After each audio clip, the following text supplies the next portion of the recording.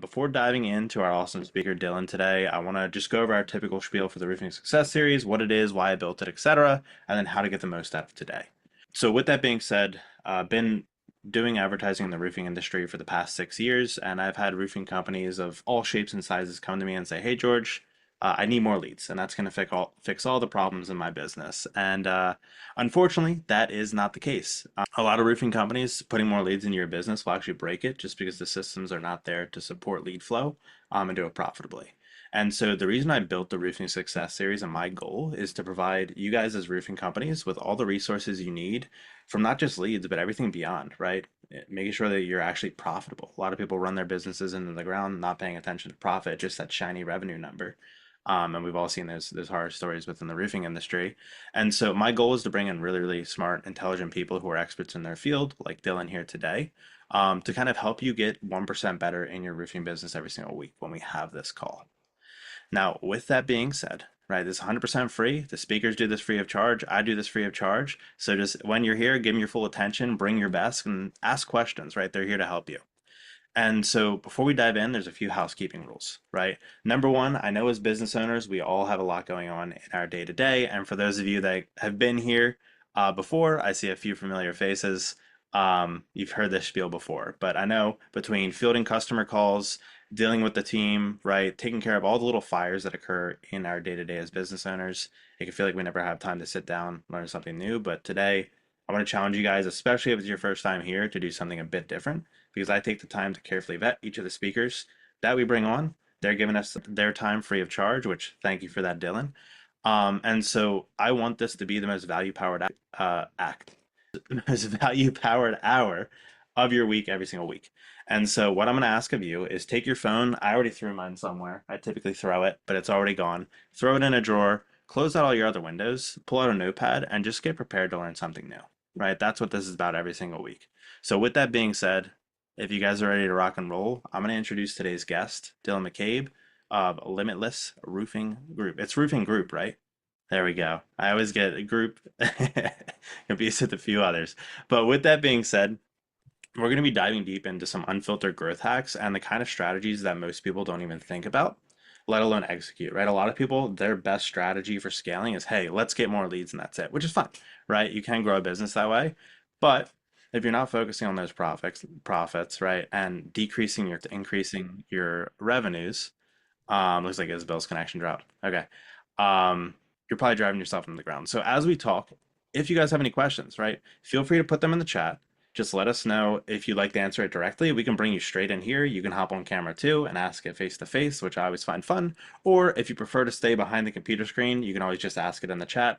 That's completely fine too. So with that being said, incredibly excited to introduce today's guest, Dylan McCabe.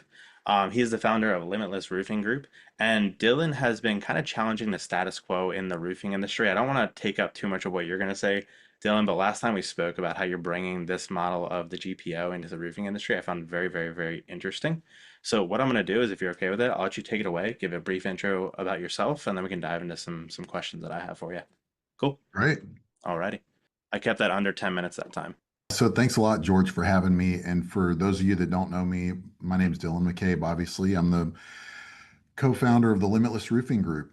And what we do is reduce roofing companies' cost of business through group purchasing. So we're technically a GPO. Now, most roofers have never heard of a GPO before, but it's very prevalent in healthcare. So I was in healthcare for a couple of years with a software and consulting company, and I called on GPOs. And all a GPO in healthcare is hundreds or thousands of doctors coming together, and they come together kind of like one big customer, and they go to suppliers. Just like in roofing, there's three big suppliers in roofing: ABC, SRS, and QXO.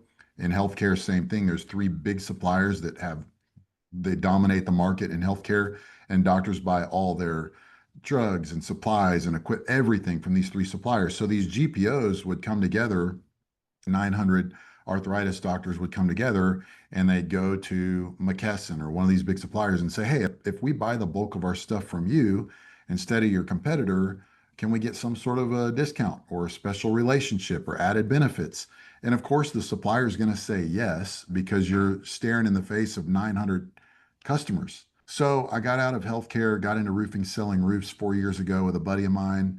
And I really thought I was going to start my own roofing company. And that's the way he and I started our business relationship. He's like, look, I know you're an entrepreneurial guy. I'm going to teach you everything you need to know in a year and a half, 2 years to, at that point, you're going to be able to start your own roofing business if you want here in Dallas, Texas. So I was like, great. Well, my real passion is bringing leaders together and leadership and stuff like that. So we started Limitless CEO groups, and there we went through EOS worldwide and business practices and sharing with one another what's working, what's not. And I started asking these CEO group members, have you ever been a part of a GPO? And they're like, no, what's a GPO? And I'm like, a buying group for roofing companies. And they're like, you mean like buying roofing companies? And I was like, no, it's hundreds or thousands of us coming together, going to suppliers and vendors, negotiating group discounts, and all enjoying those benefits. And everybody I asked said, no, I've never been a part of anything like that before. And my mind is just blown because these exist in healthcare, they exist in hospitality, like think hotels, they exist in flooring, HVAC, plumbing, and roofing. We're just behind. And so I just knew I had to start one. But the problem is how do you start a buying group if you don't have members? And how do you get members if you don't have a deal with a supplier? So it's really the chicken and egg problem. Well, it just so happened that one of our members in our CEO group had started a roofing supply business in Texas because he didn't like his local supplier. Their customer service was terrible. So he started his own supply business, was very successful at that, grew it, scaled it, and then was approached by SRS Distribution to buy it. So in the process of selling to SRS, he got to know the CEO of SRS, Dan Tinker, and this was 3 years ago, 3.5 years ago. And he said, "Look, I know the CEO of SRS, and I think this is a great idea. Let me just email him and let's see what happens." So he emailed Dan Tinker and said, "Hey Dan, this is Dos Rousseau from Clean Cut Roofing. I'm in a group called Limitless with Dylan McCabe. He has a business idea I think you need to hear about." And Dan Tinker emailed back within about 30 minutes and said, "I'd love to meet with you guys." And 6 months later, I had a meeting with them at their corporate headquarters, and we got our first deal. And so we got a group rebate program for our members with SRS, and that was the first domino that fell. And now we have deals and discount programs on shingles with SRS and QXO, general liability insurance, lead gen, everything in between. And the whole goal of a GPO is to just reduce your cost of business so that every job you do is more profitable and you've got a stronger net profit at the end of the year. So it's just strength in numbers. And we're really the only GPO that I'm aware of in roofing that's public that anybody knows about. But still, we're still very unknown. It's still a new concept to most roofers. That's the first time I really heard about and learned about it deeply was our discussion a few weeks ago. Yeah. And I haven't been in this as long as some people have, but 6 years I've been around, and it's the first time I've ever heard of it. So I try to stay pretty deeply in touch. But no, that's awesome. I know you kind of thought I hadn't heard their origin story either. So you were trying to figure out that chicken and the eggs scenario of, hey, how do I get more roofers on to help me get more vendors if I don't have any vendors that are partnered in? How do I get vendors to agree if I don't have roofers to get that discount deal? And I mean, the big lesson for me there is relationships are everything. Like if I wouldn't have had the relationship with Doss, the owner of Clean Cut Roofing, who happened to sell his supply business to SRS and happened to get to know the CEO, Dan Tinker, like it's not easy to get a seat at the table with Dan Tinker to negotiate a deal. Imagine Right. that. And I'm a nobody. I come into the industry from nowhere. I don't have any special background. I don't have millions or billions of dollars. There's no reason Dan Tinker should be taking time out of his extremely busy schedule to meet with me. And but just these little things, these little moments, if you're kind to people and you really try to help people and create win-win relationships, it pays off in the end. It really does. Sometimes it's a very long-term thing, and you focus on helping other people, and maybe it's not being reciprocated, but it was just that one relationship with Doss that really caused the whole thing to kick off. So if you hadn't nurtured that relationship, none of this could have, but likely none of this would have existed and what you've built. No. And when did that occur, by the way? When did this origin story happen? So we're 3 years in. I think we officially went live January of 2021 or 2022. I can't remember. Okay. It's kind of a blur now. So we're like 3.5, 4 4.5 years in now. That's awesome. And so for people that are on here that aren't familiar with the GPO, I know you went into it a little bit, but what are the main benefits for a roofing company if they were to create their own GPO with a bunch of their friends or join a GPO like Limitless? So the benefit is just group purchasing power. You have leverage. It's a different conversation when we go to suppliers and we say, "Hey, there's 500 of us," which there's about 500 companies in our group today. There's 500 of us. We're doing, just under $1 billion in spending together. They want to create a stronger relationship with you. They want the opportunity to win that business, and they want the opportunity to build a relationship that's different than the average relationship. So we're kind of like a VIP group for roofing companies, and the supplier wants that because they get more business. The members want it because they get rebate programs that maybe they couldn't get before. I talk to a lot of roofing companies that are just too busy to focus on trying to get a rebate program from their supplier, or maybe the supplier hasn't let them know, or they do get one and there's a lot of gates to it. So it's like, yeah, we'll give you this much percent back once you spend 500K with us. And then we'll give you this much once you spend 1 million, and this much and this much. So the benefit to a group like ours is you get a group rebate program uh, from dollar one. You don't have to hit a lot of gates, which is really beneficial. But we don't touch price. A lot of guys ask, if I buy from you, what price do I get on this shingle? And we don't touch price because it varies too much by product and region and volume. But we do negotiate group rebate programs, and we negotiate group discounts on things like tires or general liability insurance or whatever. We have a fleet program with Discount Tire, and it's the best you can get in the nation. So it's just all these little things add up.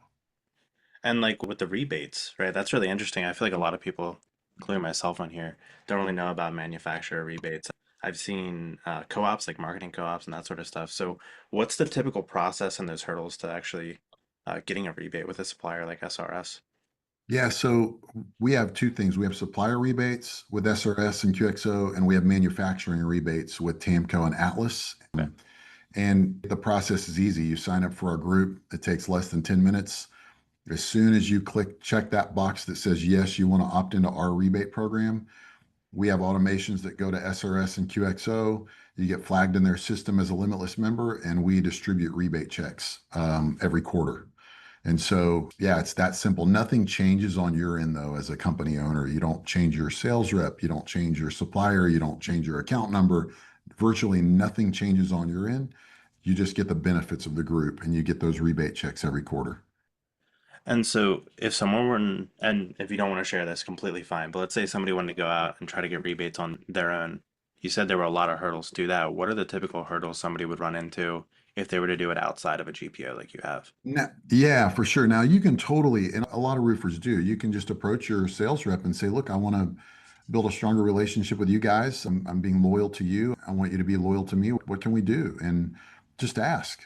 That's 90% of it is just asking, what can I get? And they'll set you up with something. It's not that hard. The benefit to a group like ours is we've already done it. You don't have to negotiate back and forth. You don't have to create tension between you and your sales rep. Um, we've already done it. You opt in and it's done. The situation where it might be more beneficial for you to operate outside of a GPO like ours is if you have a big $50 million a year company, you're going to move a lot of product. I mean, you can buy shingles by the truckload. You're kind of your own buying group at that point. And that's what private equity has done. So a lot of these roll-ups that are really popular, like Vertex and others, they go to SRS and QXO and ABC, really beat them up on price. And they negotiate really big rebate programs because they can say, look, we're doing 30 million a year in spending. You've got to do this for us, or we're going to go to your competitor with 10 million of that, or whatever it might be. So, but for the average roofer, I'd say for small to medium sized guys, we're an because it's just the numbers. Yeah. Where you don't have that $30 million potential loss in revenue from a yearly basis to swing around to get Yeah. stronger. Now, when you're doing it combined, if it's what, six different companies, well, that'd be revenue, but six different companies doing $5 million a year in revenue, now you got a little bit more swing in power with those manufacturers, with etc. Yeah. Cool. And so, with that being said, right, you're pulling into this, you've built this like big old program, and we spoke about this a little bit. ahead of time was you had come from medical sales, and there was a bunch of GPOs there. You had doctors purchasing. Obviously, the benefit to the supplier, to the manufacturer, is the same for a roofer, right? If you had somebody like an HOA going to send you 20, 30, 40, 50 roofs over the course of a few years, you want to build a stronger relationship with that person than potentially just the one-off roof that you have. And so that's kind of the benefit to the supplier, the manufacturer, when you're doing that. Is that correct? That's right. Yeah. To them, it's okay, great. We've got this opportunity to be a part of this group that's got 500 companies in it. Our goal is to land somewhere between 8 and 900 by the end of the year. So that's a big opportunity for them. And they help us go, like SRS is going to have the main stage sponsorship at our annual event. They're very involved in the group. And so it creates a little bit of healthy competition between suppliers because like SRS and QXO both have the same opportunity. But at the end of the day, it's going to be a customer service play. Like, what can they do to really add value to you as a member of the Limitless Roofing Group?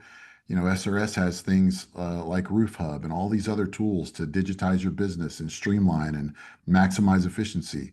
And QXO has their tools. And so, you know, it goes back to asking if I'm a company, it goes back to relationships. If I own a roofing business, all of my vendor partners should look at them as my business partners. So what can you do to help me grow my business? I'm giving you my business. I'm spending 1 million a year with you on shingles and accessories.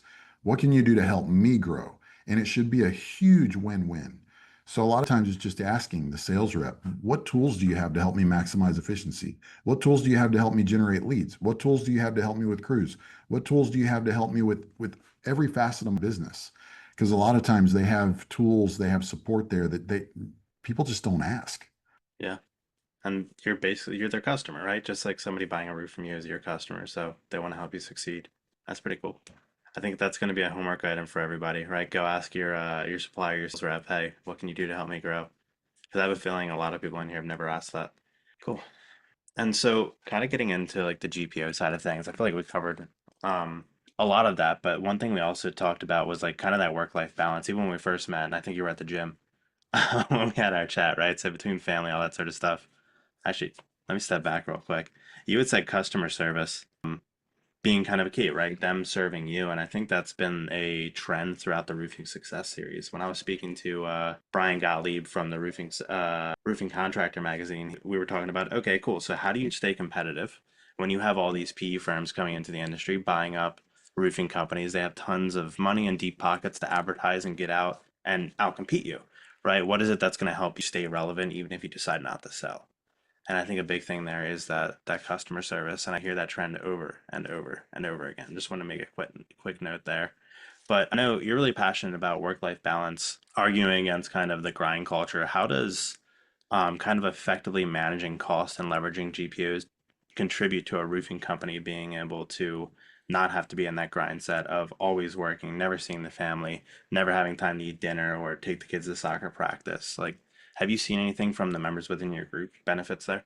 Yeah, I mean, I think it's just one less thing you have to make a decision about or think about or put mental energy into. And I think that's how you create simplicity in business and in life. And I mean, I'll use myself as an example. I have two versions of shirts that I wear every single day to work.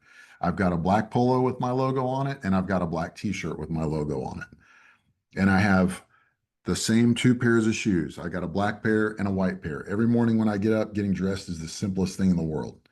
I've got a routine that I do every day. I get up, I drink about 40 ounces of water, then I have some greens, athletic greens.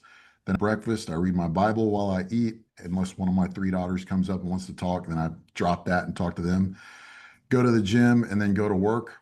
Have a pretty solid routine for work. And then I leave every day at 5 o'clock. Now, some people may think, oh, well, you're not working hard enough.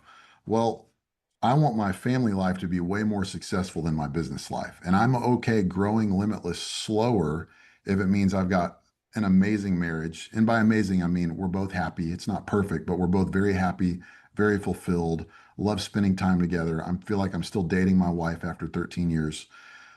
I'm still my daughter's hero. I love read. Last night I was reading with one of my daughters, one of the Chronicles of Narnia books for like 30 minutes. My 5 year old's telling me goofy stories about her day. I'm there at the table eating dinner with my family at 5:45 every night. My phone is face down on the kitchen counter. My Apple Watch is off, and I am all in on family. And I love it. I love our little family, simple family life with no devices and no distractions at the dinner table, stuff like that, that seems crazy to some people now, but I love it. And I can't get the time back, right? And so I think with a GPO, it's just one more thing where it's like you don't have to figure out which supplier deals to get and who to use for bookkeeping and payroll or fractional CFO work or who to use for recruiting, how to get a discount on tires. Like we've taken a lot of those things that you're spending money on that are a part of your business and it's done. You join the GPO, whether it's ours or one in healthcare or one in HVAC. You join the group, you become part of that network, and a lot of really good business decisions are already there and made for you if you want them. You can just say, "Yeah, I'll take that." Done. That's interesting because I feel like that's a lot of the people I talk to. They're struggling with making that decision, right? Who's the right marketing agency to go with? Who should I hire to man the phones for me? Should I do it inside or outside, right? So, yeah. Okay. So it's basically allowing you to take that decision fatigue out of your day to day because you have a group of people who are already having success with XYZ, whoever you partner with for marketing, for supply, for insurance, right? They don't have to worry about, hey, is this the right person for me? Yeah, and we've really tried to distill it down to the best and brightest minds and best vendors because another thing is making that right choice. I mean, we all like business owner, we've all wasted money on things that we thought were going to generate business or employees that we thought were going to be great and then they didn't work out and then now you're back to recruiting again and we've all done that. And so like for instance, we had a big marketing company that was pursuing us really hard last year. I mean, I'm talking, I got to go to a LA Rams football game and we were at the stadium. Those Yeah, boxes are about 80 grand a game. Wined us and dined us and all that stuff. But we did not go with them because we polled our group and said, hey, this company really wants to become a partner with the Limitless Roofing Group as part of our network, one of our trusted vendor partners. And the feedback was just terrible.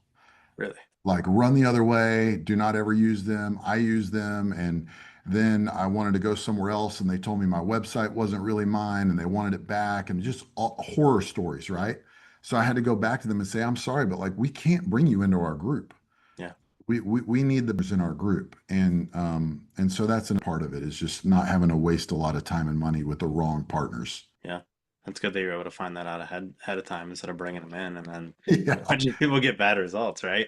I don't have LA Rams like box tickets. I do have $4 into 7-Eleven taquito. So There you take go. that or leave it. But, no, I'm just kidding. But no, it's really cool because that's something I'm gonna ask personally, right? From your perspective, I'm not married, don't have kids yet. Do have a girlfriend that keep that a secret for now. But anyway, for somebody like I know there's a bunch of younger dudes in here too when they're at that stage in their life. Do you think that that's a time for work-life balance, or do you think it's okay to kind of have that grind set at that point, looking back from I where you think that are now?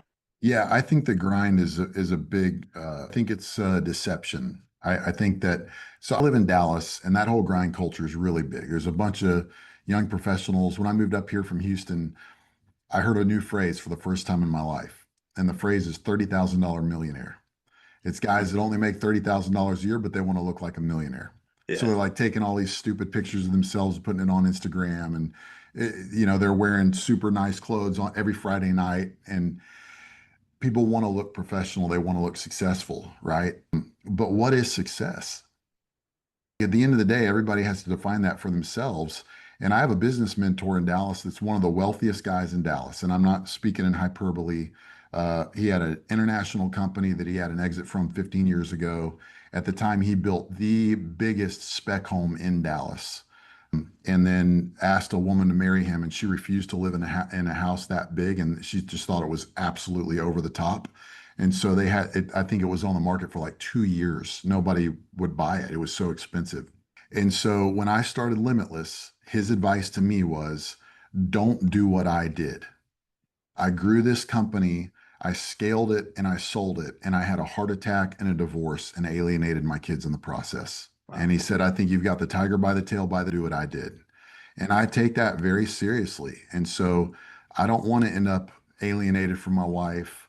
out of shape. Physical fitness is very important. I want to be mentally healthy, physically healthy, but relationships are everything. And in fact, I made a post. We have a Facebook group with about 27,000 roofers in it, and I made a post that really stirred the pot one day. And the post said, 20 years from now, the only people who will remember that you worked late are your kids. And man, I got like 150 comments, and a lot of the comments were like, BS, I'm doing this for them and all this other stuff. But man, I had several guys that were like, you know what? You're absolutely right. I've made millions and my kids won't even talk to me. Wow. So is that success? No. I mean, I think you can do it with balance. I think you can still be diligent and plod along and be patient as you grow your business, but you still protect your family life and your marriage and your relationships. And business should never become your God. I mean, that's my personal belief. God is, should stay God. Yeah. I don't want my business to be something I worship and that I tremble over and fear and slave over. Yes, I want to work hard, but I don't ever want it to be the center of my universe. Yeah. Become your entire identity, but Yeah, I mean, yeah. what happens if something happens and all of a sudden that business isn't what you wanted it to be? Anyway, I could go on for hours about that, but yeah, I think balance is key. And people who will say that you can't have balance, I just don't think they're right. Okay. Completely fair. I've been working on going away from working the long, long, long days. Right? We're getting there slowly but surely.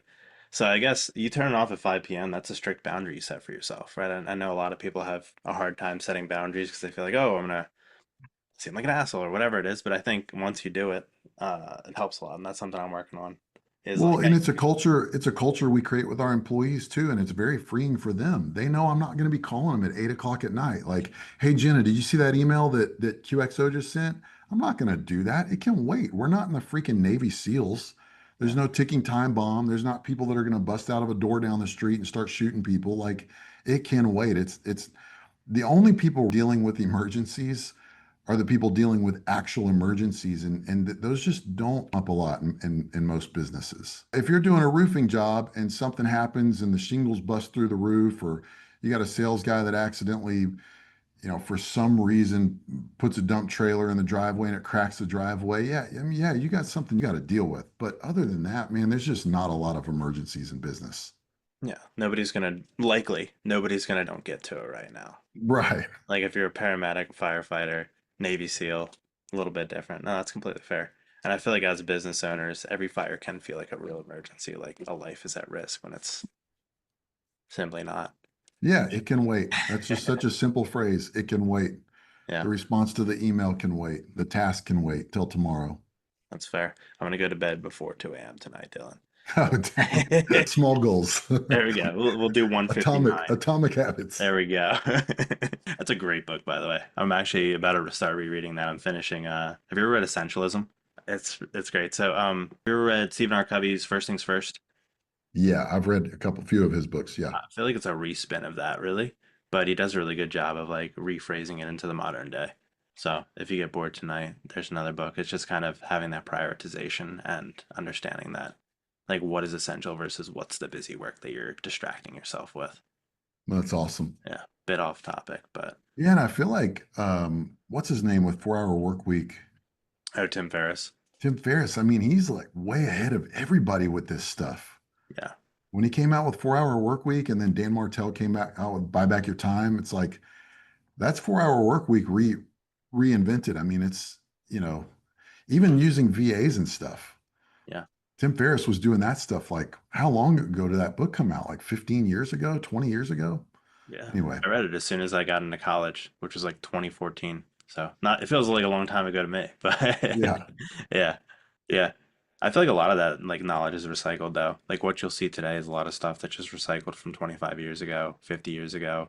I got a book, Aaron Santos recommended it to me. It was like from 1930 on writing good copy for like ads. And I took some of those strategies from almost 100 years ago and it worked. It actually was better than the stuff I was writing right now with more of the modern like copywriting frameworks.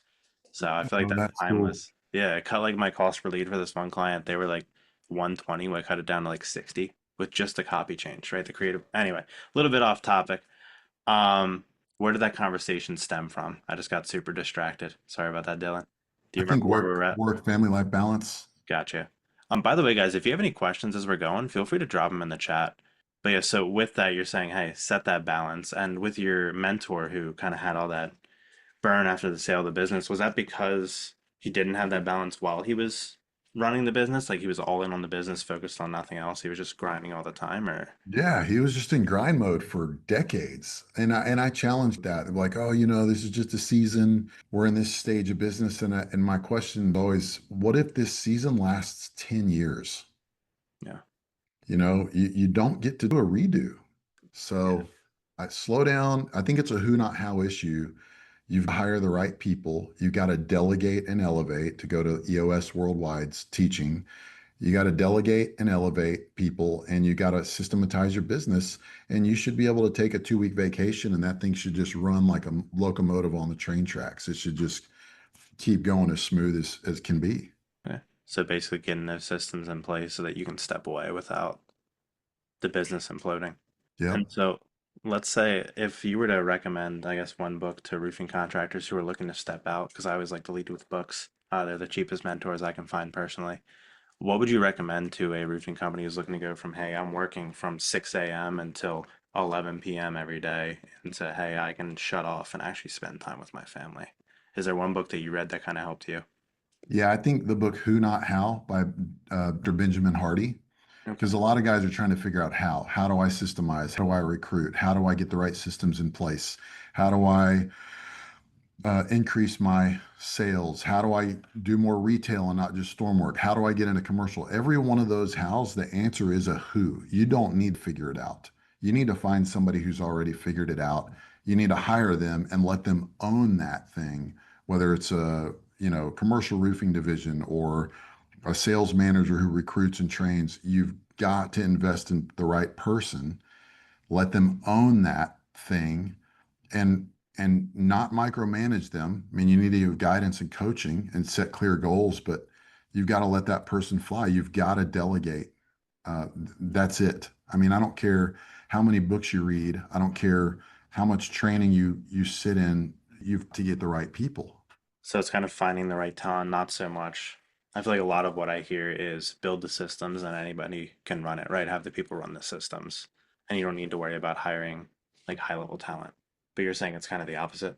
But a lot of guys don't know how to build the system. So find somebody who's great at building systems who can be the general manager or the chief operating officer or the operations manager, whatever title you want to give them. If you're like me, I'm like a pure visionary, going back to books, that book Rocket Fuel that separates visionary and integrator. I'm not good. I'm amazing at steps 0 to 3. I can get stuff started, I can get people behind it. But man, after that, like bringing it to the finish line, I'm terrible at that. Managing lots of different details and tasks that all complete at different times, I'm terrible at that. Well, we have an amazing operations manager and she thrives at that. She's the who. So I didn't have to figure out the how. And that's the key. I mean, if you read that book, it'll totally convince you that your problem is not how, it's all about who. I have it down here. I'm adding it to my reading list. I might skip over essentialism and bring that to the top. Yeah, You. It looks like we got a few questions in the chat, so I'm gonna pull those up real quick if you don't mind. absolutely. Cool. So Monica asked, okay, so it sounds like Monica has some business partners. How can I convince my business partners to join the Limitless GPO? Yeah, good question. I don't think it require a lot of convincing. It's kind of like joining Costco. You join, you save, it's that simple. And nothing changes with your suppliers and vendors on your end. You just get access to our rebate programs and discounts. For instance, you can go to Discount Tire, and for any of your trucks at your company or cars, or heck, for your own family and your customers, you can go there and say, I'm part of a fleet program. I'm with the Limitless Roofing Group. And they'll look it up on their computer and go, okay, you get 10% off. You're part of the fleet program. I mean, it's that easy. So, and it's free to join. So there's not a lot of convincing. And the reason we're doing this is because the big GPOs in healthcare, like big ones, one of them is called Specialty Networks. They've got 15,000 doctors in their group. They are a behemoth. So when they go to a supplier and say, hey, here's some things we want, the supplier goes, okay, there's 15,000 of you. They're so big that they offer a ton of free services to their members. We're small. We've only got about 500 companies. But if we get to 2, 3, 4,000 companies in our group, we'll be able to give even that much more to you for free. And I'm talking free services like back office work, bookkeeping, supplementing, stuff like that. But we're not there yet. That's the dream. Yeah. It's huge too. The back office work I see get dropped a lot, right? Especially when it's a small, tight-knit group getting started. What was the book, Brooks? I think you were talking about the book you just recommended. It was Who Not How. Is that Yep. correct? Okay. And then Jay, good to see you again, man. Is there an annual fee to be in the group? And are there parts of the group a la carte? Like if we had a good rebate program, or we use ABC Supply? So I think the first question was, are there any annual fees to join So Limitless? the group is free to join, just modeled after the ones in healthcare that are free. Unfortunately, we don't have a group rebate program with ABC, but we do have SRS and QXO. Okay. And then it looks like the questions are starting to pour in now. Thank you for opening the floodgates, Monica. No extra benefits. Okay, so I guess it's asking for kind of a referral program. Can we get any extra benefits if we bring other companies into the group? And I think now Yes. would be a good time, Dylan, to kind of go over like, hey, if somebody wants to, because it just seems like that's a majority of the questions. If somebody wants to join Limitless Group or learn more about what you do, what's the best way to do that there? Yeah, so I just put the link in the chat, you guys. It's limitlessroofinggroup.com. There's a button that says join for free. It takes less than 10 minutes, and you'll get details on our rebate programs right up front. And then you'll be asked some questions about your revenue, your spending, stuff like that. This is data we need so that we can have a good conversation with suppliers and they see the opportunity with our group. And at the very end, it'll ask you which areas in your business you want discounts on, whether it's bookkeeping, general liability insurance, tires, whatever it is. You just check boxes and you're done. Um, and so, yeah, I put the link in the chat. The benefit, if you send other companies, is we have more buying power.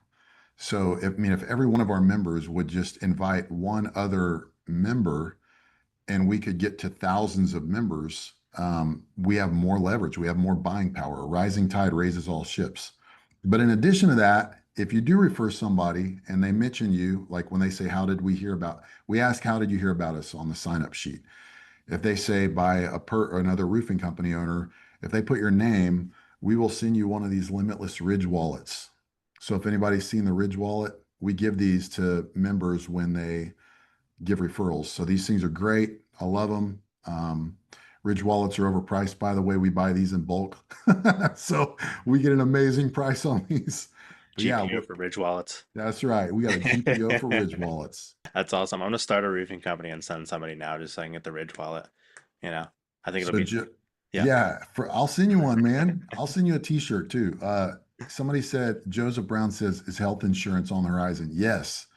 That's another reason why we want to get to at least 1,000 members. We've been told several times by health insurance brokers and providers that once you get to 1,000, they call them groups instead of members. They look at each company as a group.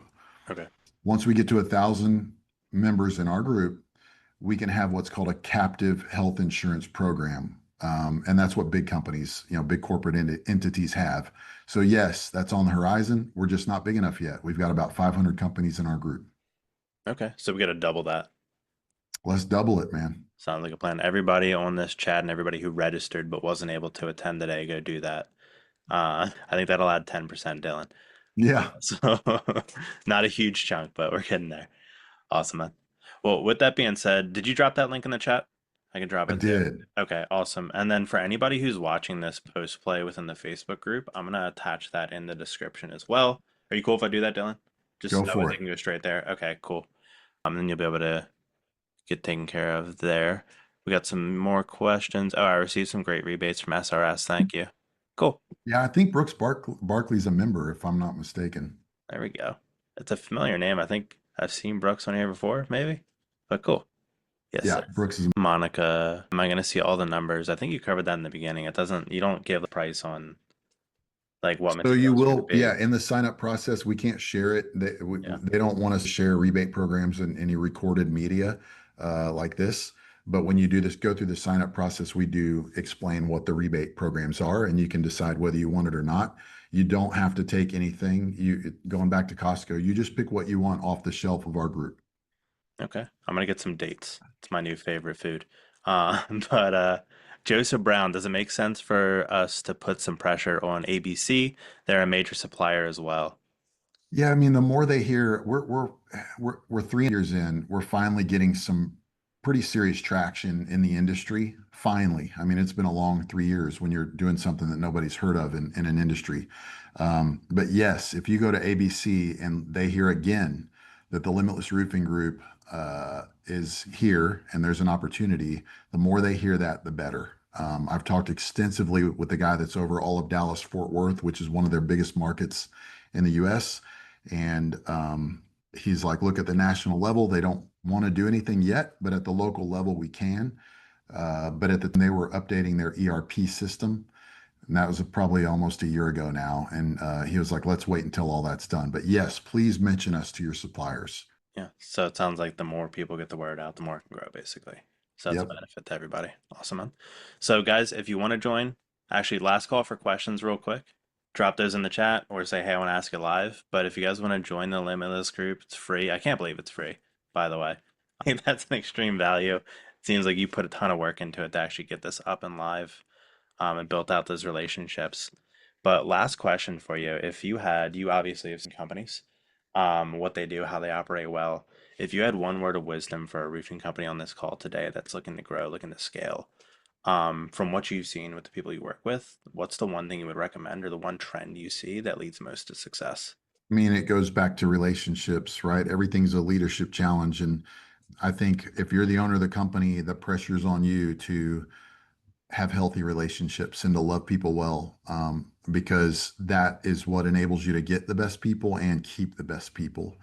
And people don't usually leave bad jobs, they leave bad bosses. I know everybody's seen that quote, but it's so true. And I think they're going to forget 90% you say as the leader, but they're never going to forget what it's like to be around you. And they're either going to want to be around you more or they're not. And so I would focus, Paul told Timothy in the Bible, examine yourself and your teaching. I think you need to do some self-examining every day to how am I coming off? Am I being patient or impatient? Am I being easy to or difficult to talk to? Am I asking questions or am I just talking the whole time? So I think it's a big leadership challenge, and I think you got to focus on those relationships.